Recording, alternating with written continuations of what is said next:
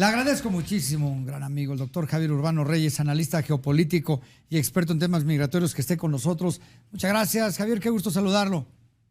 José Luis, qué gusto, como siempre, un placer atender tu convocatoria. Muchísimas gracias.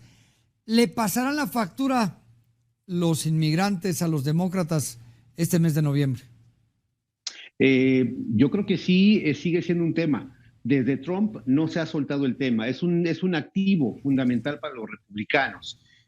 Cuando uno tiene éxito, por más perversa que sea la campaña y por más maliciosa o tendenciosa que sea, si resulta en un voto más, ¿por qué dejarlo? Dirían los republicanos. Y en ese sentido, es un activo fundamental. Y en el caso de los demócratas, ciertamente es un pasivo. Es decir, todo lo que se invoque a propósito de la migración va a ser siempre una pérdida para los demócratas, particularmente porque hay un presidente que ofertó cosas que no, lamentablemente por él, por voluntad o por medios, no ha logrado.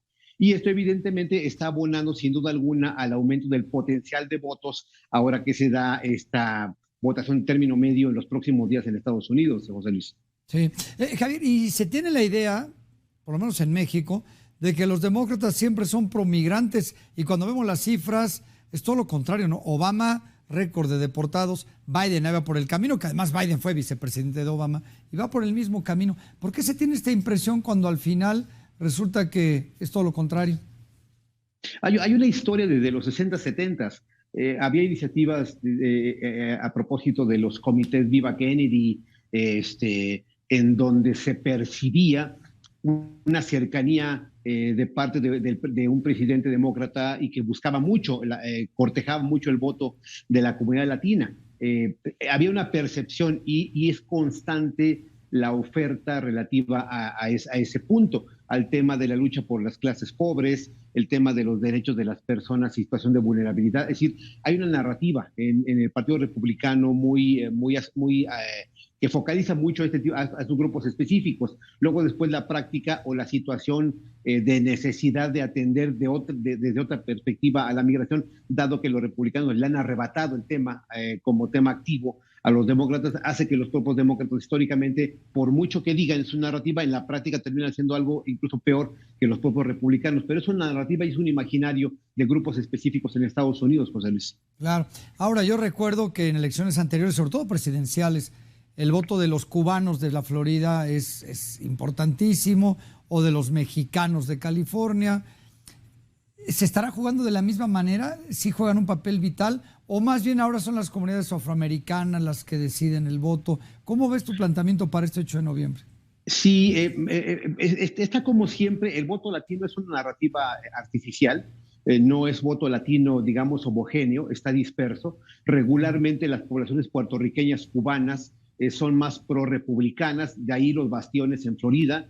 Regularmente las poblaciones centroamericanas, sudamericanas, mexicanas en lo particular, tienden más hacia los demócratas, de ahí pues que se ubiquen como mayoría aplastante en California, o mayoría que a veces pendula, pero más bien mayoritaria en el caso de Texas, en el caso de republicanos. Es decir, es un voto disperso, por lo menos en dos o tres perfiles: cubanos, puertorriqueños, latinos, mexicanos, centroamericanos, sudamericanos, con un perfil más demócrata. Es decir, es un voto partido, digamos. Y si fuéramos a esto, ciertamente el potencial de voto de los latinos más de origen centroamericano, mexicano, es muy bajo comparativamente con el altísimo nivel de participación de puertorriqueños y cubanos, cosa que le da mucha ventaja, porque ciertamente el voto cubano, puertorriqueño, ciertamente siendo menor en proporción poblacional respecto de los mexicanos, centroamericanos, es mayoritario en las urnas, y por tanto tiene mayor impacto. El hecho concreto es que el potencial para los dos es muy alto, pero ciertamente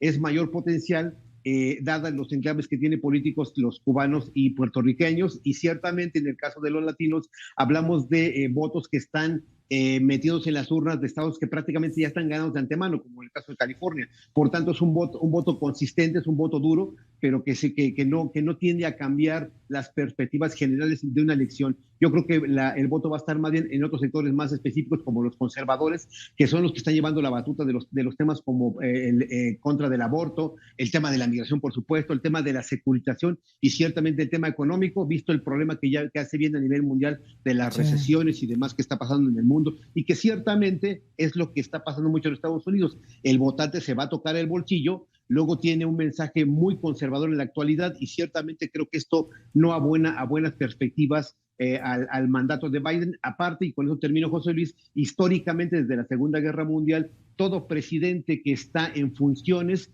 regularmente pierde votos y pierde escaños en el legislativo, en las elecciones de medio término, salvo el caso de Bush, y eso en el contexto de los se pierde. Salvo el caso Bush, todos los presidentes pierden votos en elecciones de medio término.